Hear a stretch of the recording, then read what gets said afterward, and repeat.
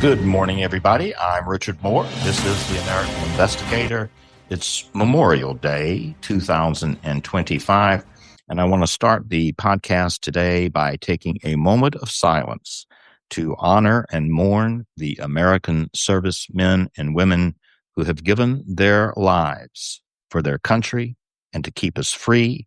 And as we take this moment of silence, let us reflect about how the sacrifice of their lives has been so important and fundamental to our own.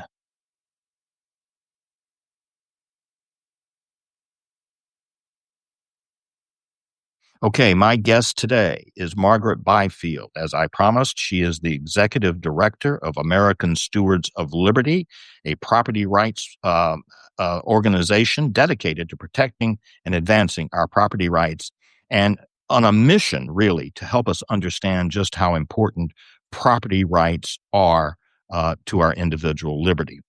I usually jump into the podcast by going into some weekly news, some of the biggest news, and giving some commentary. I know you're all going to be sad, but I'm not going to do that this week because it was such a great talk with Margaret. We recorded this a couple of days ago, and I just want to let it play out without getting in the way and stepping on that interview.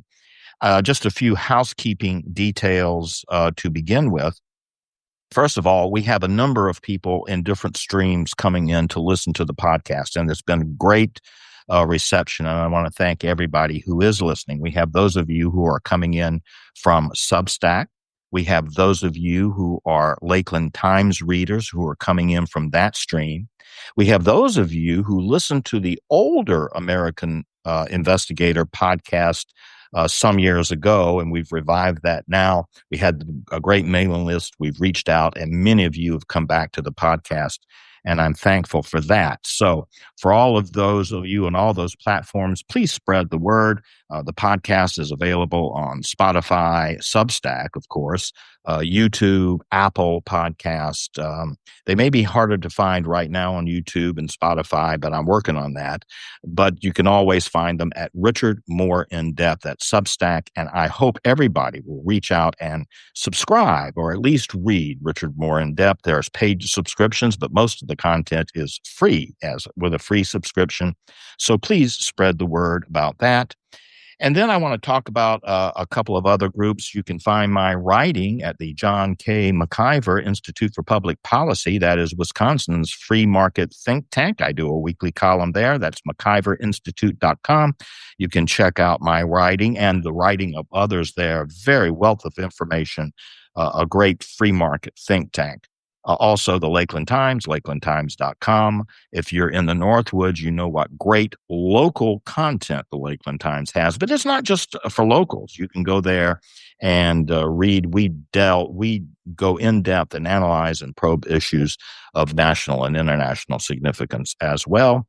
And finally, I would be remiss if I did not mention the other podcast that I do, which is a non-political podcast dealing with anything and everything. We call it Some Things Considered. It's like a conversation with friends around the dinner table. The host, Jennifer Meadows, and my co-host, Curtis Mang. The three of us get together and we discuss all kinds of topics. This past week, we discussed small towns. This coming week, we're going to be talking about the increasing coarseness of America, the polarization of America. Sometimes we get into politics. A lot of times we will not. As Curtis said, sometimes we'll be getting into stuff that's just downright weird. So I hope you'll come along for the ride in that. How do you find it? You can just really Google Some Things Considered Substack. If you Google Some Things Considered Substack, you'll find it there. And there's also a link on Richard Moore in Depth.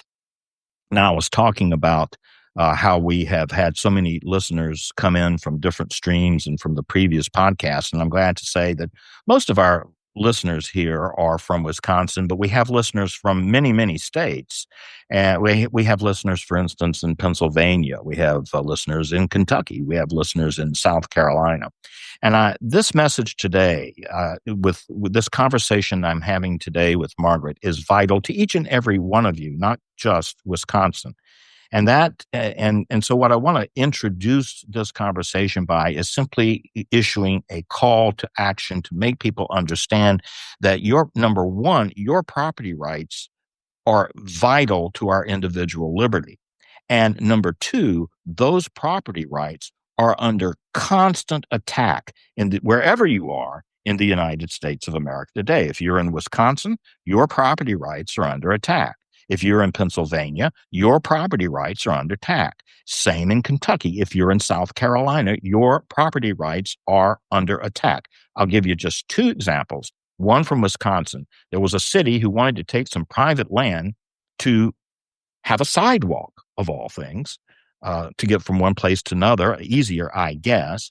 The only problem is that the state statute says, well, a pedestrian walkway a government cannot take a pedestrian walkway through eminent domain.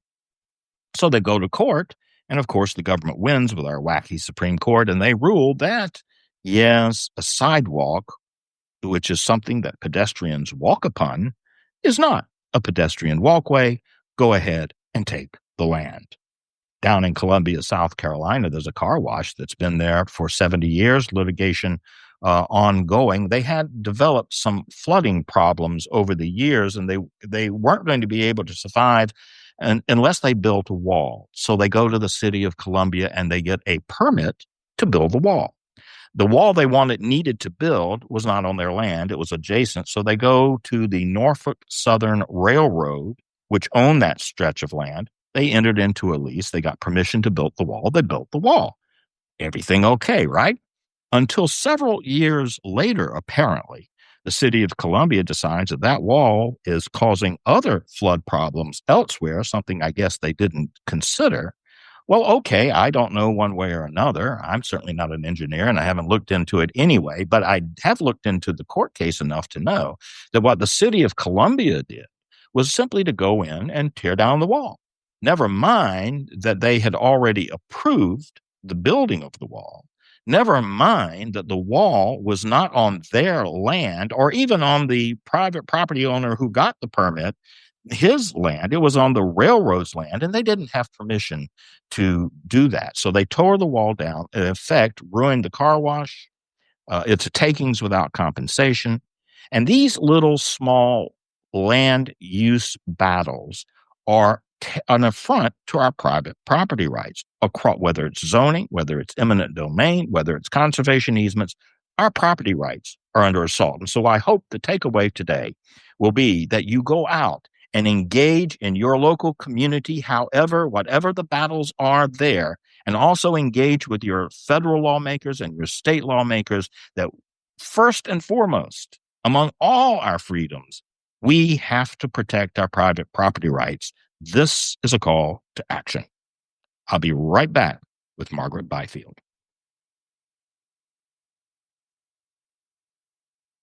All right, I'm Richard Moore. This is American Investigator. And as promised, our guest today is Margaret Byfield. She is the Executive Director of American Stewards of Liberty. It is, I consider, to be the foremost organization in the United States fighting for our property rights and our individual liberty. And so welcome, Margaret. Glad to have you. Well, thank you. And it's an honor to be here with you.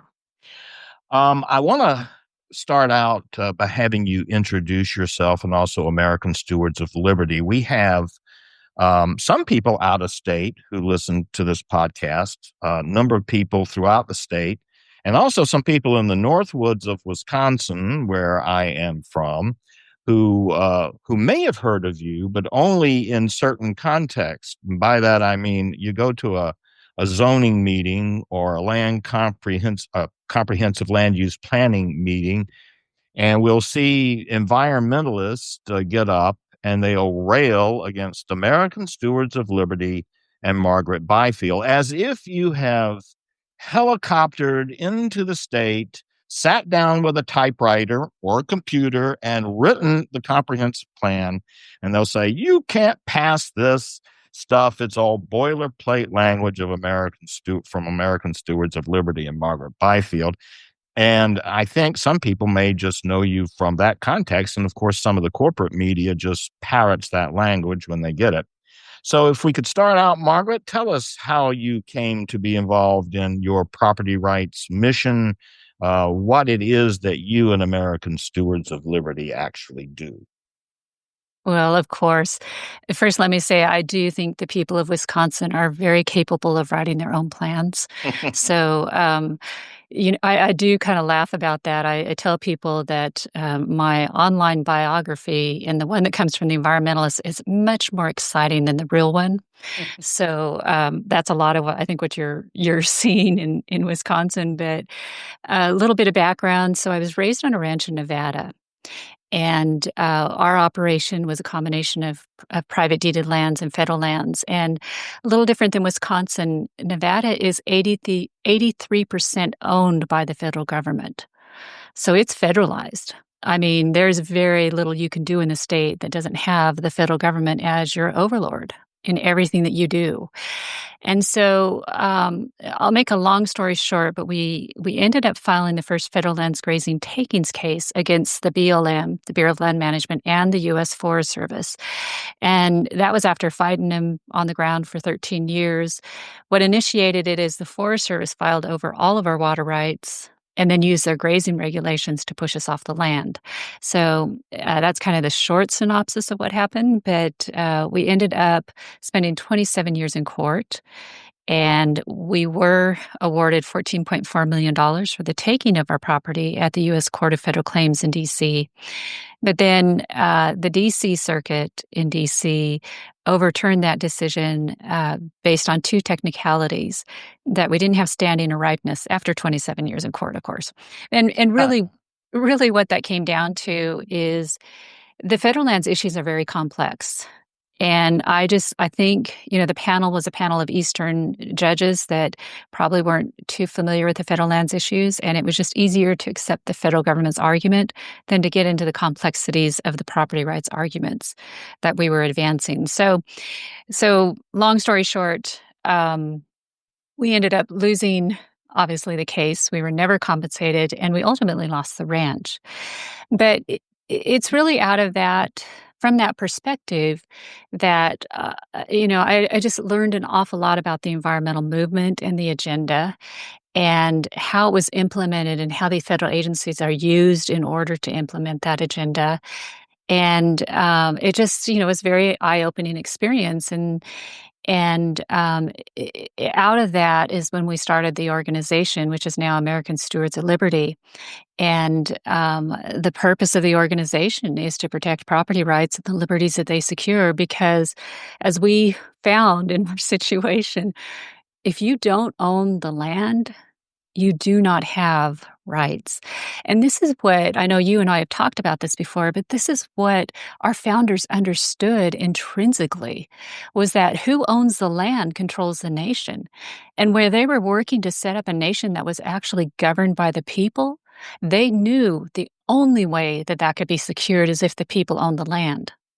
And so that's why when you look at a map of America and federal land ownership, you see the West is red because the federal government owns everything, and the East is largely private.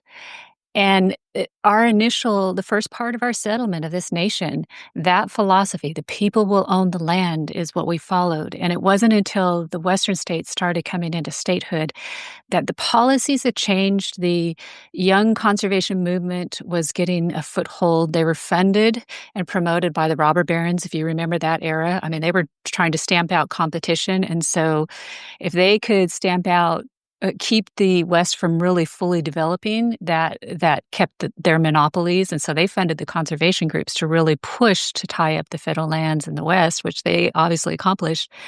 And so that's when the philosophy really changed. But so now we're in a place in America where 40% of our land is owned by the government, local, state, and federal. And then if you follow the national politics and the federal government, every day is trying to acquire more. And then you have the environmental groups that are also trying to acquire conservation easements on the remaining private land, which destroys that property right. And we can talk about that a little later if you want to. But Absolutely. But ultimately, that's, if I can leave people with one message from our conversation, it is how important it is for them to understand that whoever owns the land controls the nation. And if that is not the people, then we don't control the nation.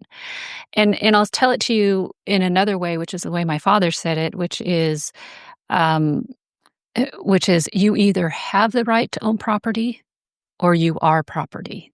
Yes, that is so well said, and that is so true.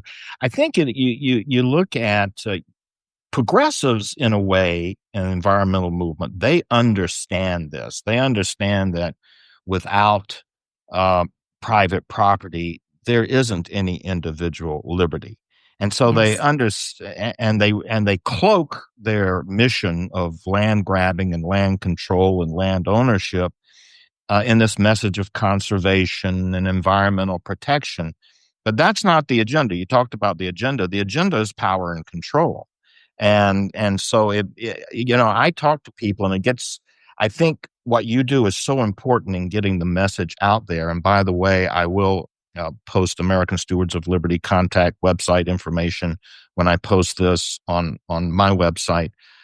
Getting that message out there is so important because we are being assaulted. The government at all levels assaults our property rights every day, and they get you every which way. I mean, there's outside, we'll talk about conservation easements, there's outright land purchases, there's eminent domain.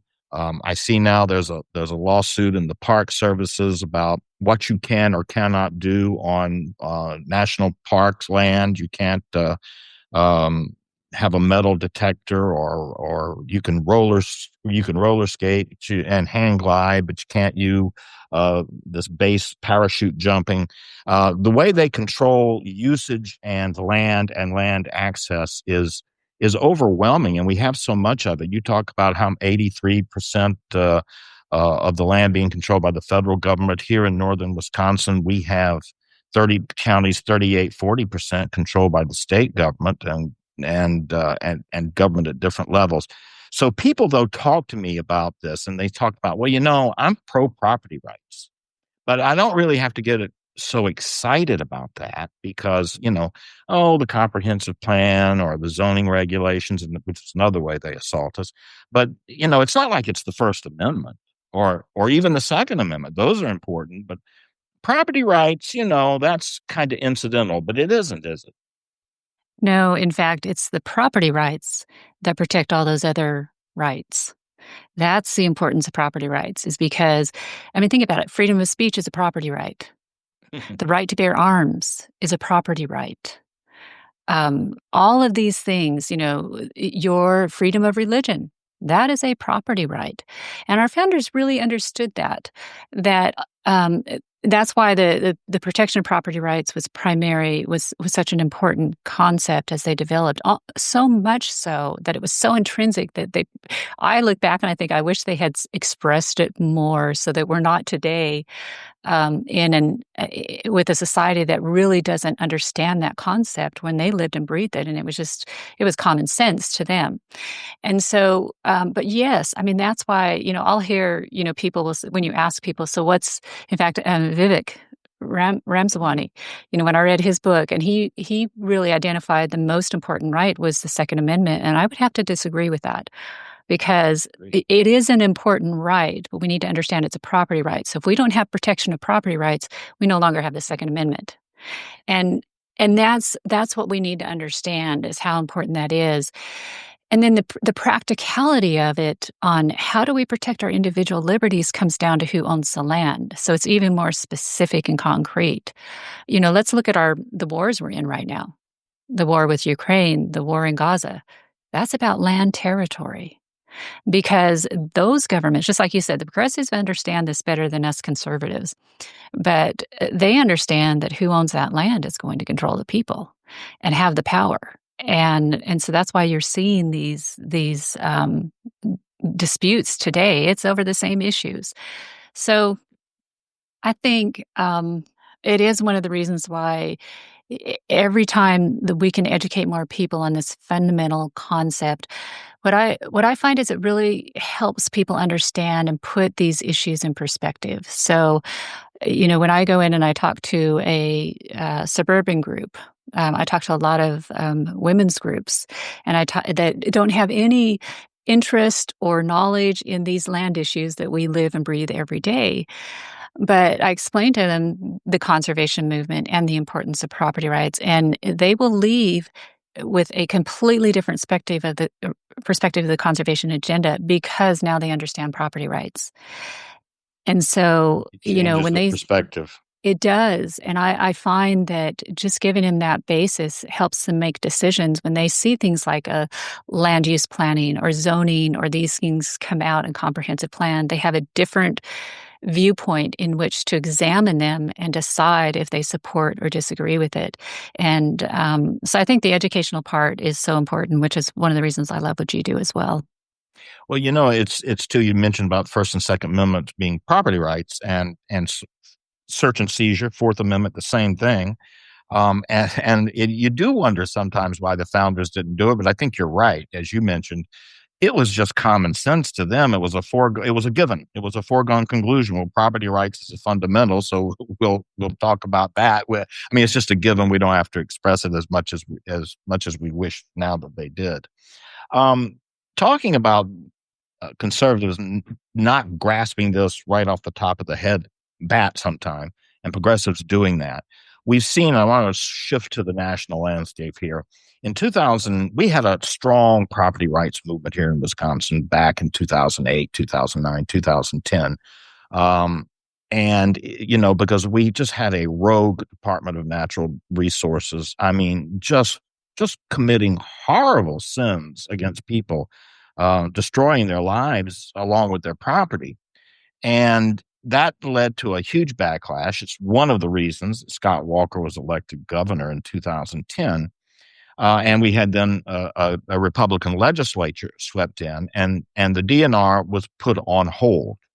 They weren't defeated, as we know now, because the little bureaucrats scurried off to their little cubicles protected by civil service and have stayed there and have now reemerged. But one of the things we saw happen, Margaret, was a fizzle in the property rights movement. We would have back in those zoning disputes in 2008, 2009, we'd have 400 or 500 people pack into the courthouse in a local place, and it went away. And it was just sort of like, well, we won.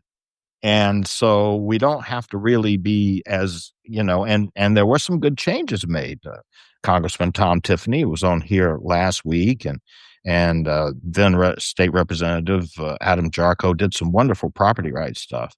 Um, so we won to a point, but the momentum was lost. So I want to shift to the national landscape now. I haven't talked with you since the election, and I'll admit, I was not optimistic that Donald Trump was going to win this thing. Up until everything went crazy, and then I got more and more optimistic. So Donald Trump comes in. We've dispatched Joe Biden. And Donald Trump now has dispatched America the Beautiful, the 30 by 30 program with an executive order. And so is the battle won on the national level? What are we facing in terms of the federal landscape under Donald Trump and the administration right now? Yeah, the Biden administration actually got a lot of programs through that are entrenched in the agencies that implement 30 by 30. So now the challenge is digging all of those out of the administrative agencies. And just like you described happened in Wisconsin, the last year, and actually in the last days of the election, there was a lot of grant money that was sent out to these environmental organizations. And as I was watching it pour out the door, I thought, well, they're making sure that they have a place to draw a salary, have a fund to sue the Trump administration with so that they can revive everything when they win the next election. And so it's kind of like what you saw in Wisconsin. The agenda was pushed back, but they just waited until their opportunity to rise again and put it in place. And that's where we are right now.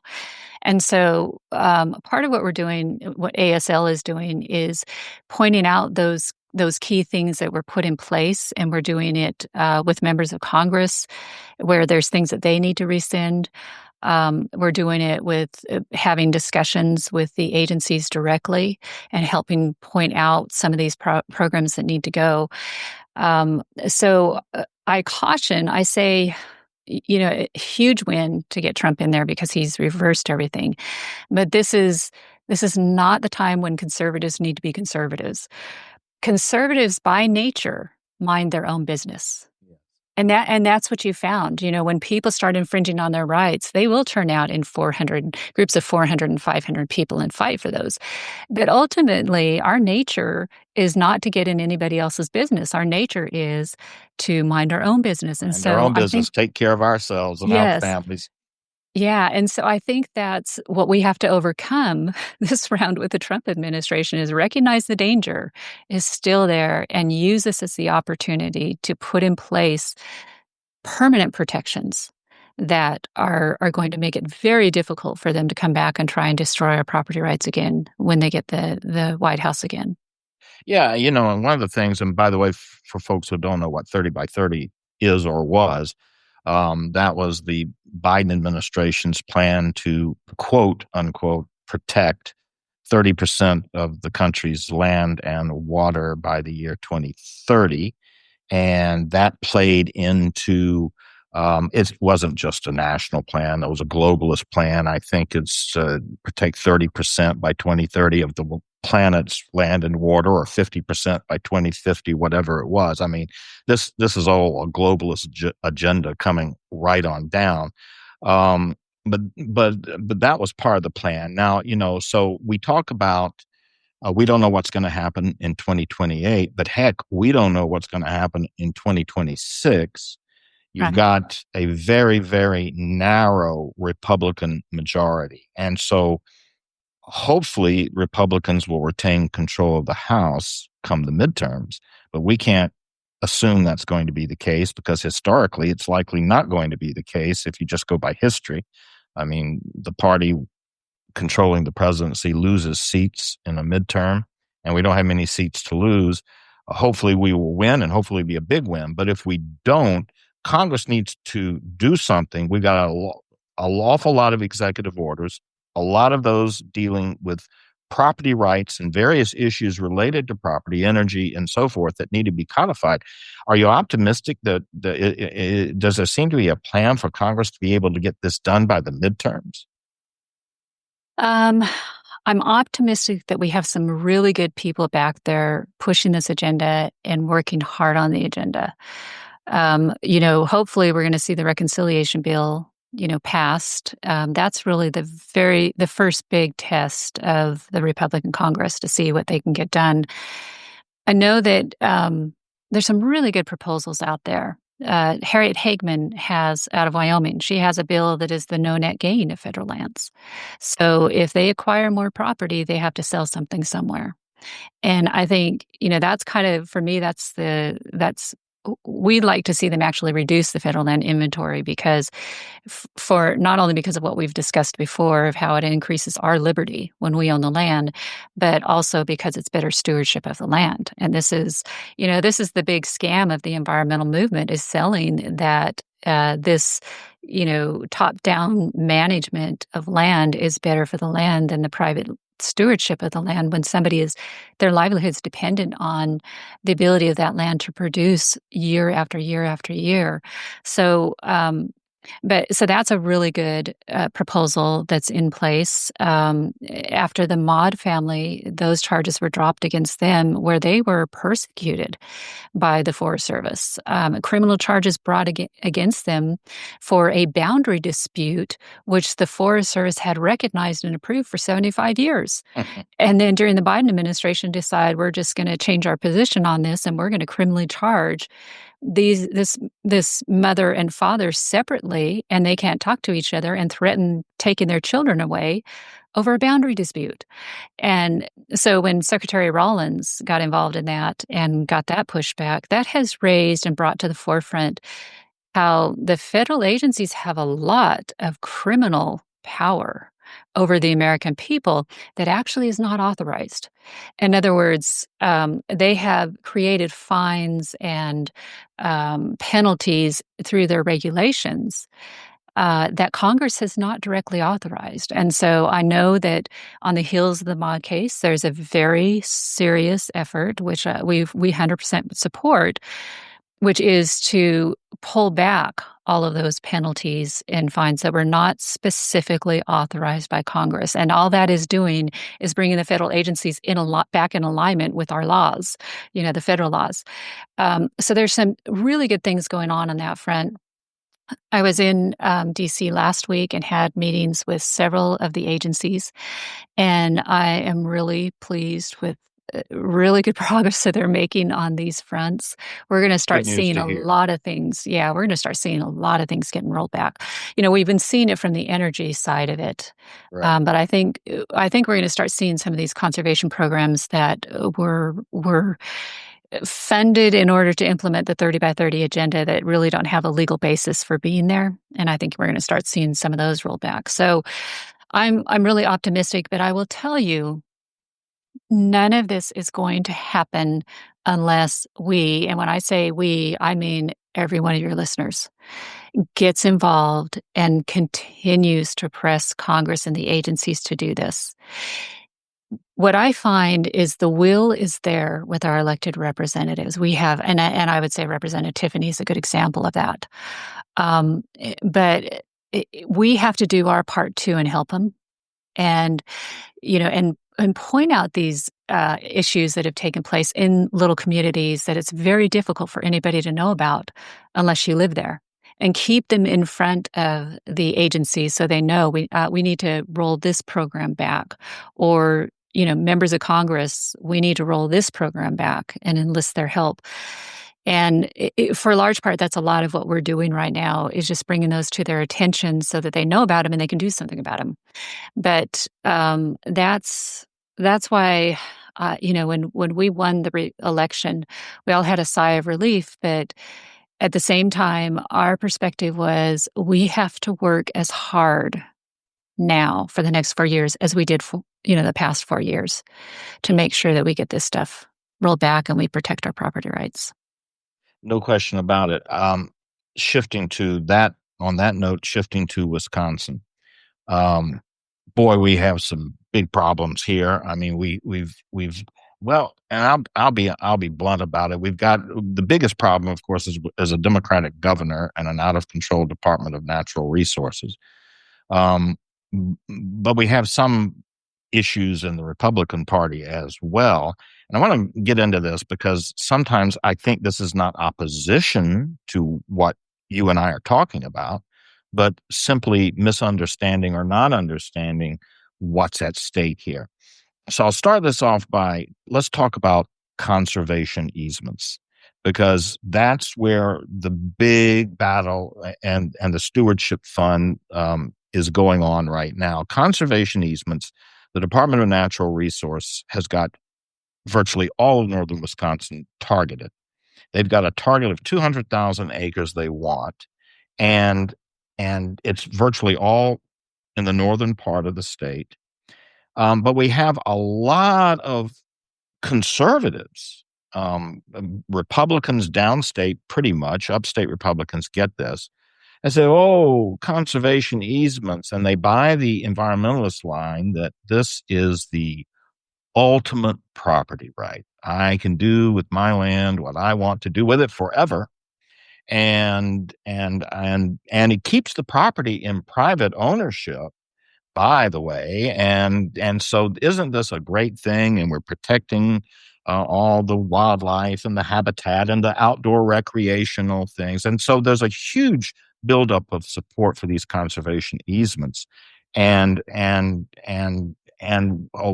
you explain exactly to folks who might not get just what a conservation easement is and more important, what it does?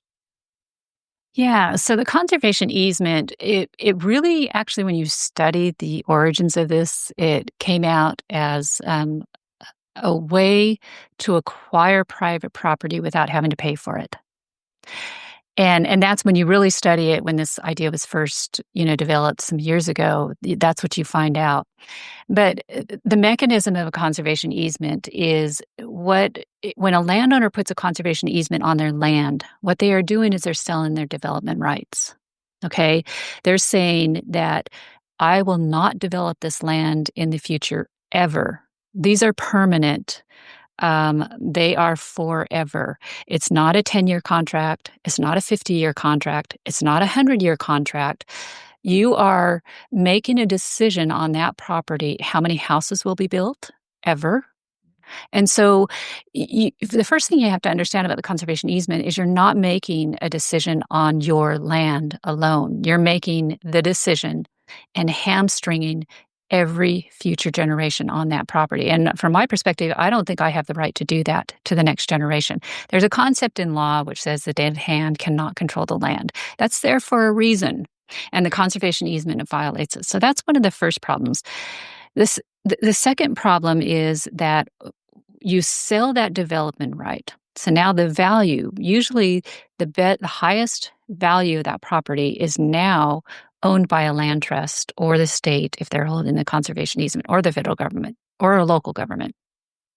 They now own that value. So you can go to the Nature Conservancy's 990s and you will see the line item of the billions of dollars that they own in conservation easements worldwide. That value is now theirs. So then that allows the landowner to get a tax deduction because their land now is significantly devalued. And we find nationally it's about 40% is kind of the general number. It changes, on each property, but generally it's about 40%. So their property is devalued by 40%. So now they get a property tax reduction. And then that's where it really starts harming your communities, because now the other landowners have to make up for that loss of tax revenue. So, but in order to get that tax deduction, the landowner has to commit to manage that land. The primary purpose now is the conservation purpose. And the conservation purpose is controlled by the land trust. So that now becomes the primary purpose for the land. And that's in the IRS statute. So this is why one of the things that Representative Hagman says is that it's the IRS ultimately that now controls that land with the conservation easement because of that. And so here's what, when people will come and they'll say, well, look, it's my property right to put this on my land. And I would say, yes, you're right. It is. You just need to understand that once you do, it's no longer private property. Because what you're ultimately selling is control of that property. So the fundamental element of property is control.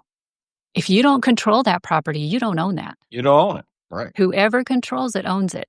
So in the case of a conservation easement, the conservation purpose, which is now managed and governed by the land trust, now dictates everything that's going to happen on that private property, quote, private property.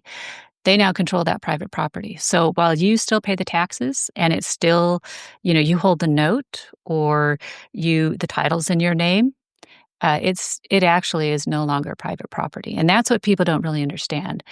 The other thing about a conservation easement is when you look at those contracts and the ones that I've read, the conservation purpose is maybe one or two paragraphs and it's pretty loosely written. It's there to conserve the American burying beetle or, whatever purpose may be out there. And it's pretty loose. In other words, you can interpret a lot of things underneath it. A lot of wiggle room. Yeah. But then the rest of the contract, which are all the restrictions on the landowner now, 12, 15, 20 pages of all the things they can't do. And this is their land, supposedly. Right? So all the restrictions now on that land apply to the landowner. They don't apply to the land trust. They apply to the landowner. And sometimes people will sign these because they want to protect their land from development, which I get. Mm-hmm. But what they have to understand is that any piece of land in America can be condemned for a public purpose. So some people have entered these thinking, oh, this will protect my land from like a energy corridor going through it because they won't be able to do this if I have a conservation easement. And that's the big scam. That land can absolutely be condemned. And so it doesn't really protect the land at all. All it does is protect the land from the landowner. Landowner, yeah. Yes. Yeah. That's exactly right. And by, the DNR here I find it interesting. They understand what a conservation easement is. Then when you look at their program under land acquisitions, their land acquisition program, most people think, well, they're talking about buying land. No, no, under land acquisition is the conservation easement land as well as the outright purchases. So they get it. Now, back when Evers became governor and there was such a blowback, well, the state government, they were very clever. The state government owns too much land. We've got it. How much is too much? And so he said that's when they pivoted and they said, well, we're not going to buy land anymore. We're going to shift to conservation easements. And that's where the big push has been. And they sell people on this protection and protect whatever wildlife or habitat. So it becomes it's become this kind of siren song, and we have it right now coming right back on us in a bill. It's called right of first refusal, and it's a huge controversy utility transmission bill. We've got three major utility companies in the state of Wisconsin, and they want a monopoly. And so Republicans, and they'll have Democrat support, but Republicans have they first introduced the right of first refusal bill just to give them an outright monopoly. And there was a lot of blowback from property rights conservatives and so forth saying, we're not doing this. Although it was astounding, Margaret, to hear some of the Republicans talk. There was one Republican legislator whose name escapes me at the moment. I probably blocked it out, but she was talking about, and this is a Republican sitting there. Utilities are natural monopolies, and yes, I guess if we establish a monopoly, they could raise prices so high, but we will heavily regulate them. So they can't. And, sometimes, and she said these actual words, capitalism just doesn't work. This is the Republicans talking like this. Well, anyway, so it's like astounded me. So they buried that bill, but then never to give up, they came back with the utility reform bill. And the utility reform bill basically says the same thing. It gives the utilities the right to own and operate all the transmission lines, but they're going to have now competitive building for the construction and maintenance projects. And one conservative radio host, Dan O'Donnell down south, correctly put it by saying, well, that's not their competitors. They're now just making them subcontractors. And but so they added these sweeteners to try to pull Republicans in. One was a nuclear power initiative, but the other was conservation easements for agricultural land. And I know you can talk about this a bit, because so now if a utility company, for every acre of farmland that they use on their utility projects, they now have to purchase 4 acres of farmland, prime farmland, for perpetual agricultural conservation easements. And the Republicans are chairing this as this is a victory for us and a victory for competition. Can you address that? Yeah, so they're shifting the burden onto the private landowner for their impact instead of paying for that directly. That's really what they're doing. And yes, we see this all the time. There's a program called the Sentinel Landscapes program that kind of evolved out of the same concept, which is when the Endangered Species Act first came out and they started listing species, they were listing species on our military bases, which was shutting down the use of our training ranges. So they came up with a solution, which was for the military bases to keep their lands open. They would acquire conservation easements around the military bases to mitigate, offset, and protect that land so that now they can go back to using their training races. And it's morphed into something even worse. One of the other programs like this, the conservation easement programs that the Department of Defense funds, there's some strategic conservation easements that they have around military bases that the Nature Conservancy holds quite a few of these. Well, right now, Congress, James Comer's committee, is investigating the ties of the Nature Conservancy to communist China. Oh, wow. There are connections and partnerships with TNC and Communist China.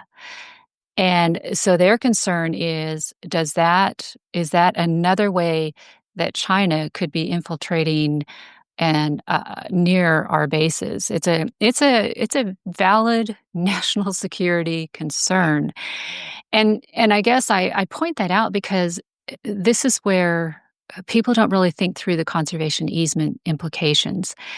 And I don't know that anybody's ever thought of the Nature Conservancy being so big that they have partners that are part of Communist China and how that may Right. impact the conservation easements they hold here in America.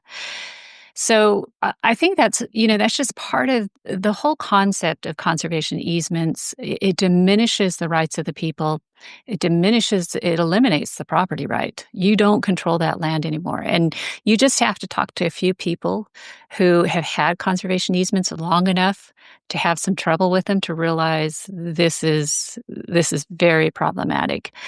Um, and so I think, it's a way, all that it is doing is with the conservation easement in the program that you're talking about, is first off, they're going to remove the chunk of land for the utility districts Right. outright, correct? Outright. Yeah. So now it's not only, I don't know what the width is, but a typical transmission line is about 260-foot right away is what they take. Let's say that's what they would take. Now, not only are they taking that, but now they're taking another, that 1,000 acres in conservation easements. They're also taking that away and out of production and out of private property. So they've compounded the problem. The Republicans in your state are compounding the problem.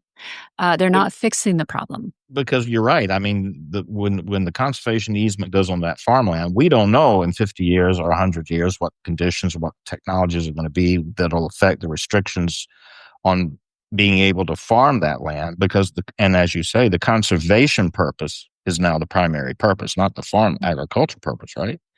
Right, exactly. And I will tell you how when you're having these conversations with people who defend the conservation easements, and I've had many of them, and you explain to them, here's the problems with conservation easements. And when they respond to you and they say, but ours are different, you know that they do not understand a conservation easement, because like everything we've talked about right now on this discussion, all of that comes out of the IRS code in perpetuity. The conservation purpose, all of those things are required by the IRS code. So it doesn't matter what lipstick you put on the conservation easement, it still has to comply with that. And that conservation purpose now controls. When the conservation easement was first developed, there is an actual legal device that they should have labeled it, called a conservation servitude, Mm. because that's actually what the conservation easement does. But they knew if they called it a conservation servitude, then the landowner would get, oh, wait a minute. Okay, so I'm Wait now a the minute. subservient estate, and they're now the primary estate. Maybe this isn't such a good deal. So they didn't use the word servitude. They used easement, and so that they can kind of dress it up to look like a road easement, something that we're all familiar with, and we know, oh, there's no problem with that. We do those all the time. So that's really part of the scam. But I will, as you have these discussions, and I know you've probably already come up against this, where you'll talk about conservation easements, and they'll come back and they say, "Oh, but ours are different." Ours are It's different. like, That's right. Yeah, not no, us. Yeah. No, no, they're they're not. they're really not different. That's But right. What reforms would you suggest in attacking conservation easements? well, I would say let's begin with Harriet Hageman's reform at the federal level. She has a bill that I think applies to Department of Interior. It may be USDA as well. It may only be Department of Interior, but where it will sunset conservation easements, I believe, to 15 years. So her bill would prevent Department of Interior from acquiring a conservation easement that's more than 15 years old, or that goes past 15 years. So 15 years. and we have advocated this for some time, is sunset conservation easements. Get rid of the in perpetuity. That way, somebody Yeah. signs up for these, they're into it for 15 years, or it passes to the next generation. That's usually when you see the trouble. Um, that generation has the ability to say, we don't want to continue this way, and get out of that contract. As it is now, you can't get out of that contract. So we have advocated, of course, sunsetting conservation easements, get rid of the in perpetuity, and that could be done at the state level as well. The That's states what I can was sunset thinking. a Yeah. conservation Yeah. easement. And then another proposal that actually was initiated by Senator Kramer out of North Dakota was a buyback provision, where once an existing conservation easement is X number of years old, then the landowner would have the right to buy that easement back. And so I think those are some really good, healthy um, parameters to put on conservation easements. And as Representative Hagman has said, we sunset conservation easement. Then if somebody likes their conservation easements, they just sign up again. It They doesn't just renew it. preclude Yeah. them from doing that. So, but it does protect the next generation from being locked into and being controlled by the dead hand, which is what a conservation easement does. What about tax incentives and getting rid of them for conservation easements?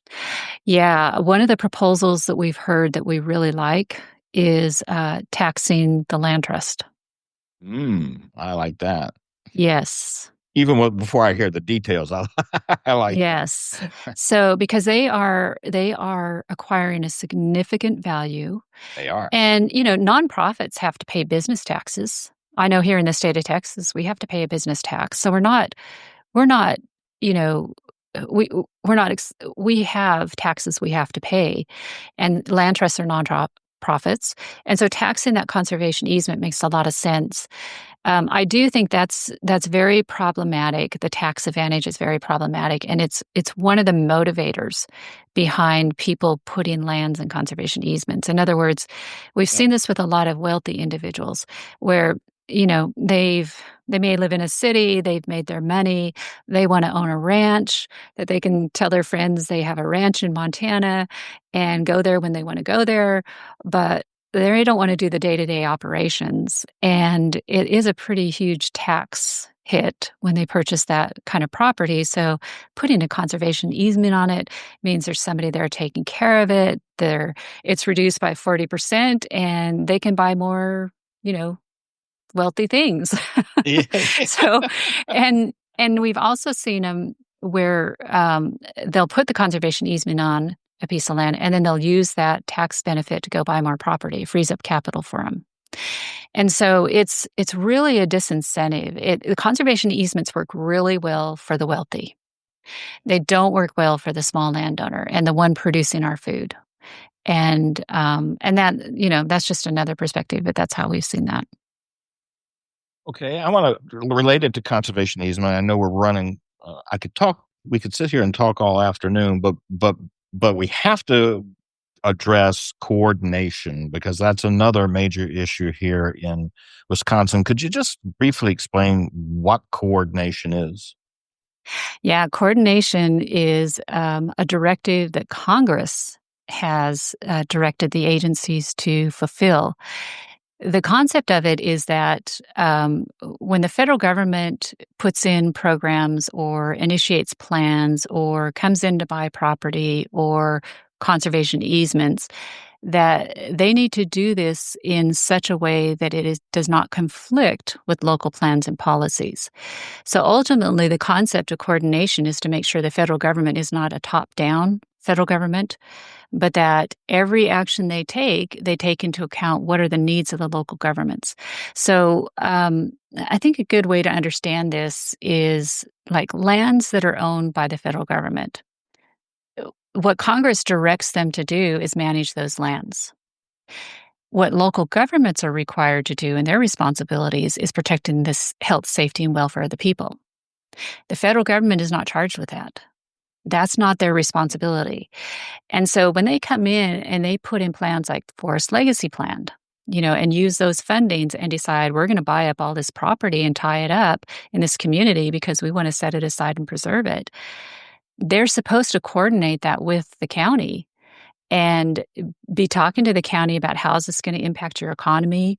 What does it do? Does the county agree with this? What is the county's plans and policies? And ultimately, Congress put the responsibility on the federal government to make the federal plans consistent with the local plans. And they did that purposefully to make sure the federal government was not going to run over the local governments as they consistently do.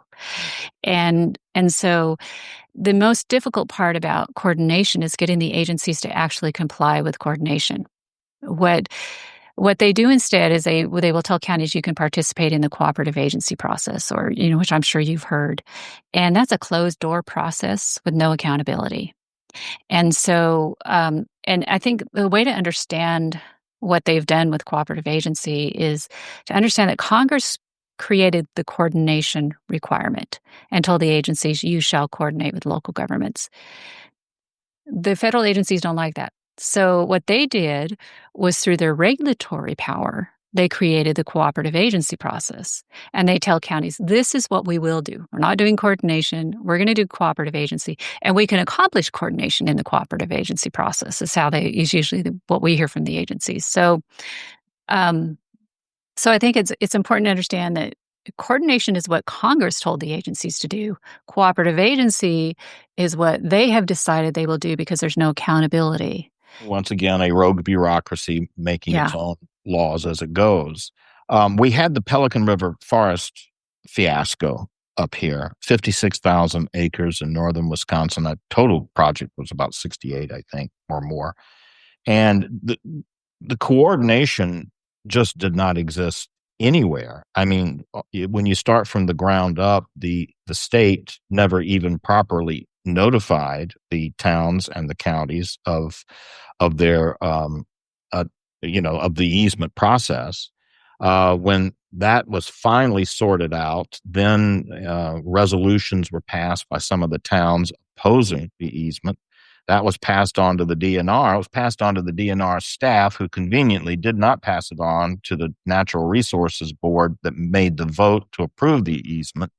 So you had just a cascade of communication failures and lack of any proper notification. And then the federal agencies insisted that they followed the coordination process. We did what we had to do through the regulatory process, but it actually had nothing to do with the local governments at all. And so what do we got to do to enforce it and to bring that back in? I mean, I assume we have to attack the regulatory authority of the bureaucracy to do that. Yeah, I think in that situation when the coordination was really started, they were pretty far down the road, which is deliberate. They want to get as much done and in a project so far down the road that it's going to be very difficult to stop. And that's really with the forest what a lot of what happened. The Forest Service who is the one who's granting the money, which means they are ultimately responsible. Congress put on them the responsibility to determine if that money was properly used. And this is very typical of the agencies. They point fingers at each other. So the state agency is saying, well, that's the Forest Service's responsibility, and the Forest Service is saying that's the state agency's responsibility. And getting them to be accountable is, pretty much almost impossible to get them to voluntarily become accountable.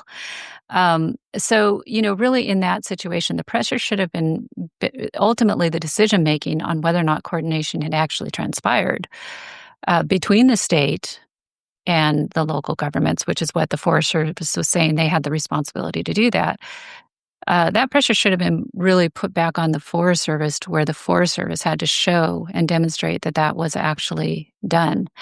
And it's a difficult situation when you have agencies that are not willing to coordinate, and they can, unless you have a very persistent local government that just continues to put the heat on them and require the accountability, it's difficult to get them to come to the table.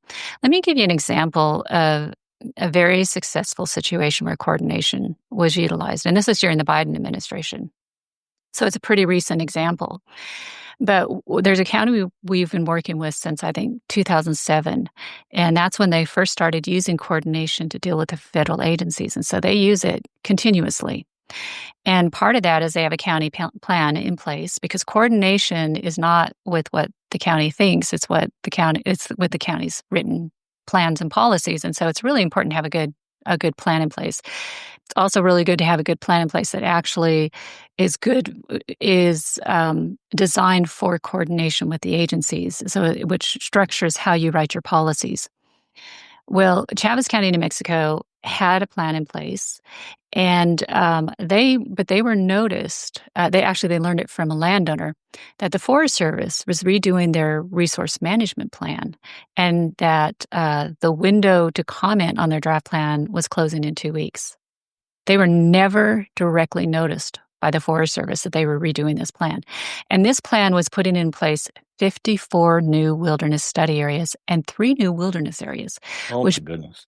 basically means they were wiping out all production across the entire forest. And the forest covered 4 counties.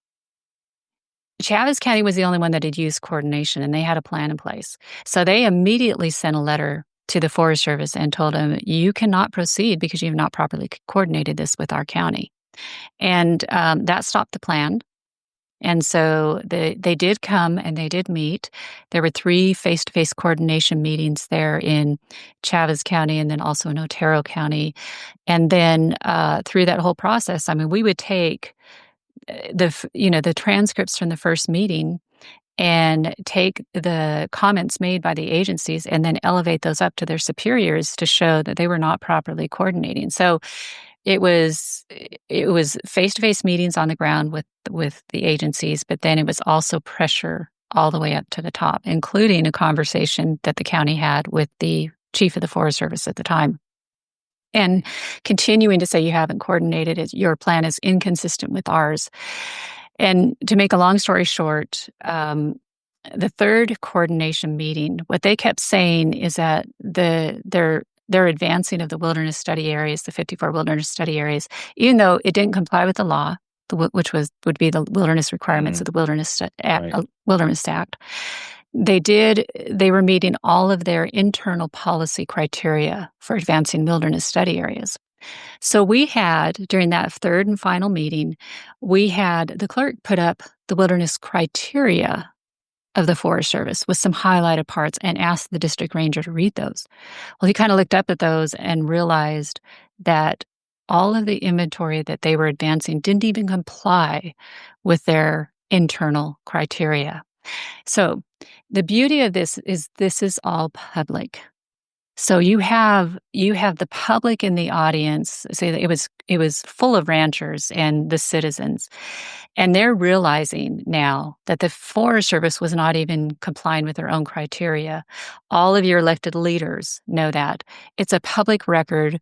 It's recorded. There's a transcript. Now this guy can be held accountable to it.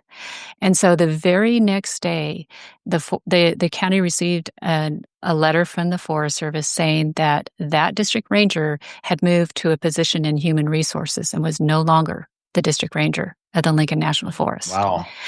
And so that plan was never finalized during the Biden years because they required coordination on it.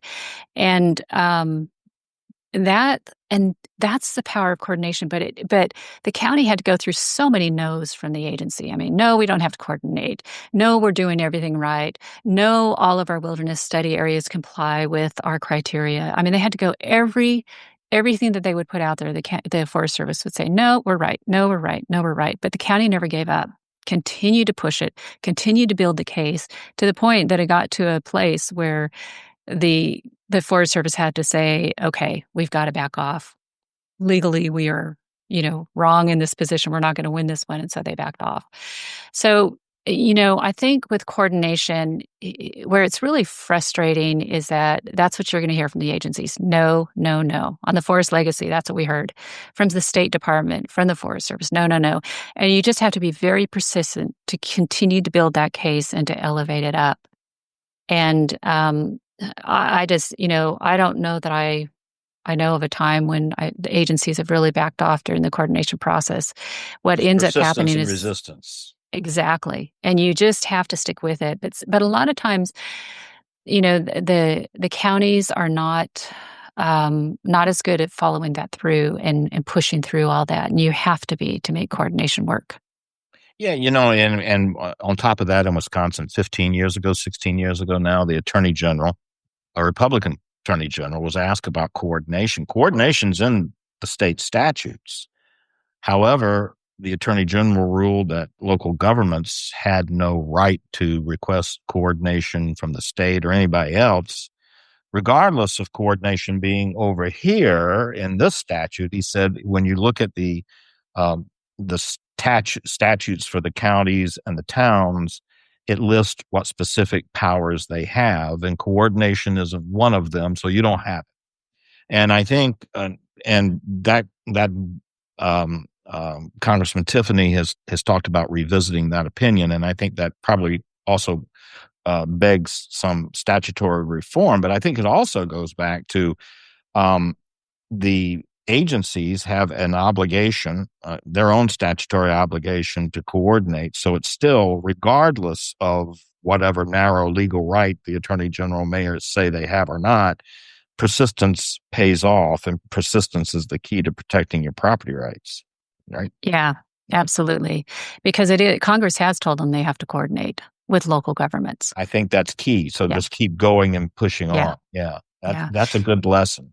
In the state of Texas, we have a really good statute, and it's called the 391 local government statute. But it says that all state agencies shall coordinate to the greatest extent feasible with what they call subregional planning commissions. A planning commission is simply two counties or a county and a city working together. That's all it is. I mean, it's a very simple mechanism to initiate the coordination in Texas. And we have litigated that. And the court against TxDOT. And the judge actually hand wrote in, to the greatest extent feasible, they have to coordinate, and so it's been defended here in the state. But that's been really good. I mean, if you guys are looking for some language, that language is really good. Well, I'm making a Um, note of it right now. That is it definitely something we need. well, yeah, well, you probably remember when we stopped the Trans-Texas Corridor, Yes. which Oh, is that yes. $80 billion transportation corridor. Would have taken 500,000 acres out of Texas, private land acres out of Texas for that corridor. And it was that statute, our state 391 statute, that we used to stop TxDOT, which is the largest state agency in the nation, to stop that project. And we did it with five small town mayors. They represented no more than 2,000 people. Or it might have been 2,500 people between the five little towns. But once they understood the power of that coordination statute, they utilized it, and we got that shut down using that coordination provision. So when it's utilized, effectively, it can be very powerful, and it can really protect the people. And I think that's a great message. Yeah, and I just want to, before we get out of here, I just want to, for listeners who Evers is pumping the stewardship program. We got to renew the stewardship program. But we're really shifting our focus from that land acquisition stuff. Don't listen to that. We're not doing that. This is all about shifting to maintenance of infrastructure and on existing lands, parks, recreation, that sort of thing. This is why we need it, to protect the lands we have so that people can continue to recreate on them. But it's not true. I mean, some of it's true, but it's also true that he wants $1 billion over the next 10 years, all of it bonded. So you got interest on top of that, most of it bonded, interest on top of that. But of that $1 billion, $250 million is for land acquisition. And that if you give them $250 million for land acquisition, they're going to spend $250 million on land acquisition, if not more. So Yes, they people will. need to be aware of that. I think this has been a very enlightening conversation, Margaret. I think you've really made a number of important points about the importance of protecting our property rights, our private property rights, as well as the importance of local government action and resistance.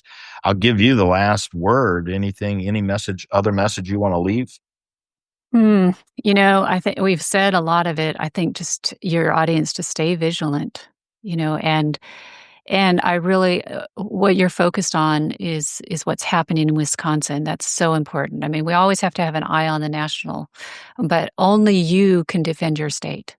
And it is so important for you guys to be very active in your local policies and stay apprised of things like this Stewardship Act and things like that, and really evaluate them from the lens of, do they strengthen property rights or hurt property rights? Because ultimately that's the measure.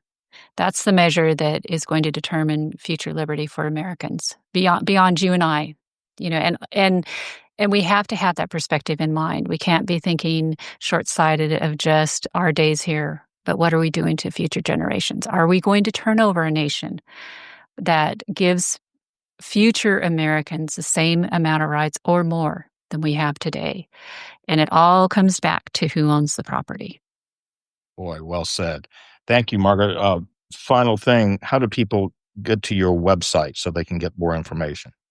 Yeah, our website is americanstewards.us, and there is a lot on there. If you're interested in the conservation easements, I think our piece on that is like 13 key points that landowners need to know about conservation easements. Very short read, but we try to create those kind of resources to help answer these questions. So, ha- encourage All people right. to go and take a look at the things they can learn there. Margaret Byfield, American Stewards of Liberty, out of, I believe, Georgetown, Texas, right? Correct. I hope you get to Wisconsin soon. Mm. We can certainly use your expertise, and also the environmentalists will have new material when you get here. So Well, we always want that, but no, I would love to come back to Wisconsin. And it's great to visit with you, Richard. great to visit with you. Thank you, Margaret.